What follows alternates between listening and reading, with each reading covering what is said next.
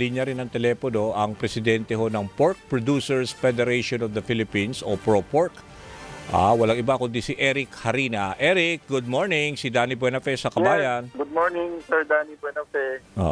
Thank you very much sa oras, Eric. At for now, ano ba ang kasi medyo naapektuhan yata ng malaki ang itong mga supply natin o yung livestock industry natin.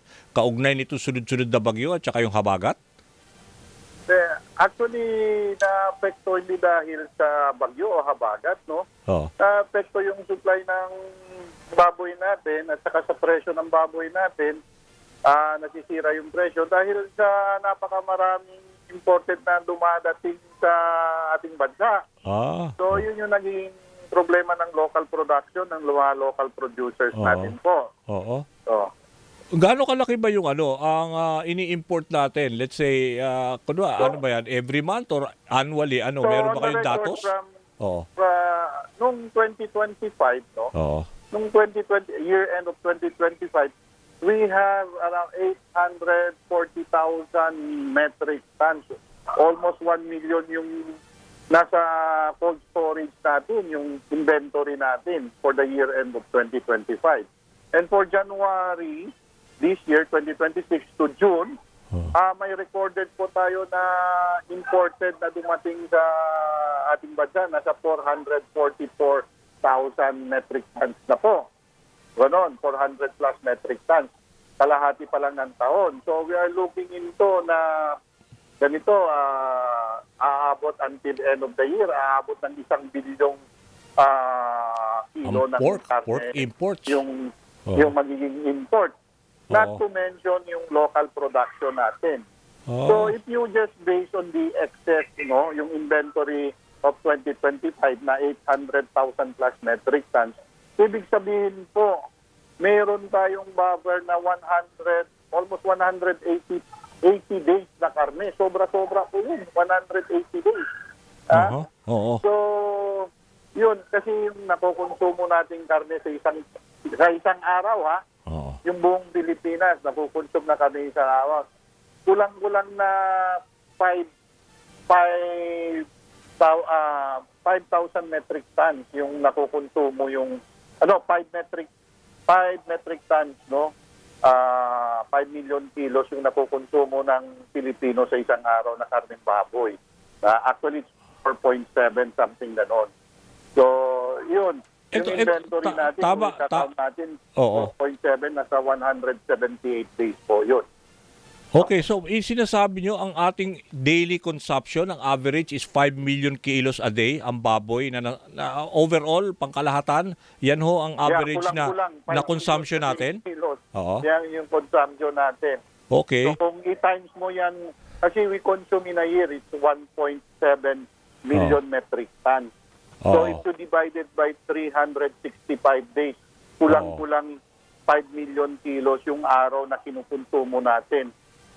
Umaabot ng yung local production nung 2025 and i-combine mo yung 2025 na importation, mahigit na 2.3 o 2.4 million kilos na yung na-import natin yung total volume natin, imported and local. Kaya nagkaroon tayo ng sobra ng 800,000 plus metric tons last year. So yun, magiging inventory yun. It will carry out to 2026. Yung sobra naman ng 2026, it will carry out sa 2027. Kaya may nakikita tayong mga frozen na mga imported na mga cold storage, yung iba sira-sira na, yung nakikita tayo na uhuli ng NMIS, ng mga pulis, sira-sira na yun, expired na. Kasi ilang taon na yun, sobra na yun Kaya nagpapasalamat rin ako sa mga kapulisan, sa mga kagawani ng NMIS, dahil tuloy-tuloy yung trabaho nila para ma-assure na safe po yung karning baboy para sa ating mga consumer. At the same time po, malaking tulong po ito sa industriya, sa local mga producers po, Okay, pero maganda yung sinabi nyo, Sir Eric, kasi ang nangyayari ngayon, meron tayong supply, no? Ang laki ng inventory, halos 178 days nga sinasabi nyo na oversupply nga tayo dahil ang dami rin pala imported na pork items na pumapasok. Yun na nga, ang risk doon talaga mag-i-expire. Tapos nakukonsume ng ating, lalo ngayon, September na, alam nyo naman, pag holiday season, malapit na tayo, may risk na siyempre maapektuhan yung mga baboy na naangkat ho ng mga consumers? Totoo po, no? Yung mga imported na baboy, although ina-credit naman yan ng Department of Agriculture, ng NMIS natin sa ibang bansa, sine-check bago i-transport yan dito. Pero pagdating dito sa Pilipinas, hindi na sine-check yan. Diretso na yan sa mga cold storage. Kaya yung panawagan namin sana may first border facility tayo, first border checking. Ang ginagawa we just keep our faith sa mga inspection na ginagawa doon sa point of origin niya. So, yun lang yung problema. Pagdating dito, wala nang first border inspection po, first border biosecurity po. Pero for now ho ba, saan ho bang bansa tayo ang pinakamalaki na inaangkat natin mga pork products ho? Nasabi nyo, may problema dyan sa border, sa point of origin. Ang pinakamalaking top importer po para sa Pilipinas, yung Brazil po. Brazil? Then US, Canada, ganun po. And recently, nag-accredit tayo ng yung gobyerno natin. Dyan sa Poland, Germany, sa UK, ganun. Just recently, yun sa Ireland, na may kinakredit sila na facility doon para makapag-import dito sa atin. So, hindi naman natin sinasabi na bawal yun, no?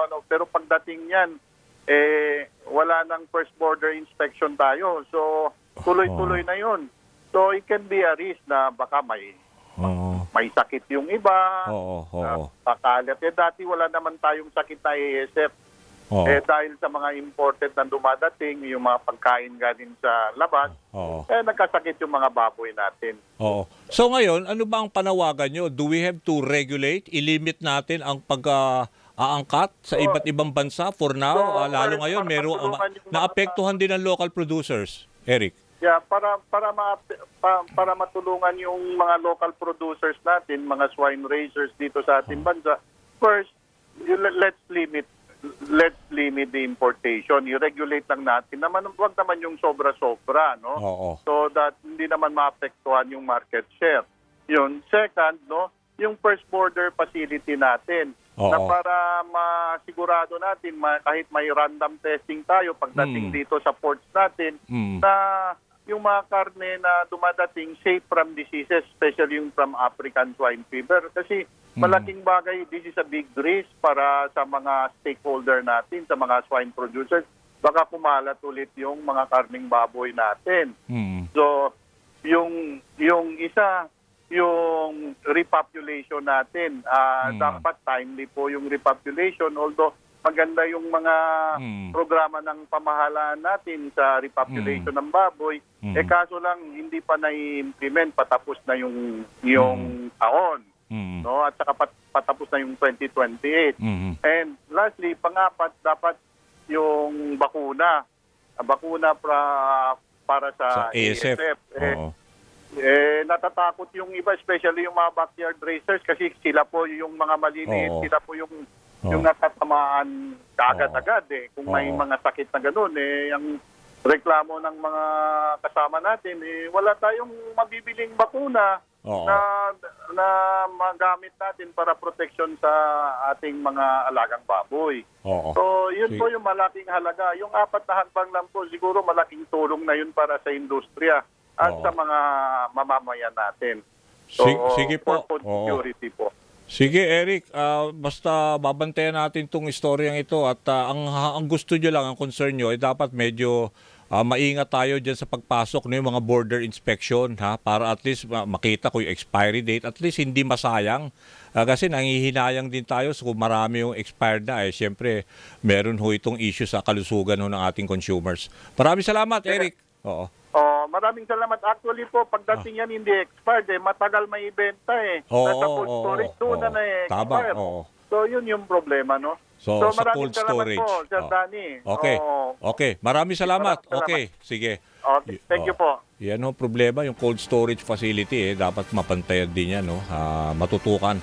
Anyway, yan ho si Eric Harina, President ho ng Pork Producers Federation of the Philippines. Okay, meron lang ho tayo ipapasok na report. Ilang progresibong guro nagmarcha ho sa patungong Mendiola. Yan ang balitang ihatid sa atin ni Zeus Legaspi. Zeus, grupo pala to.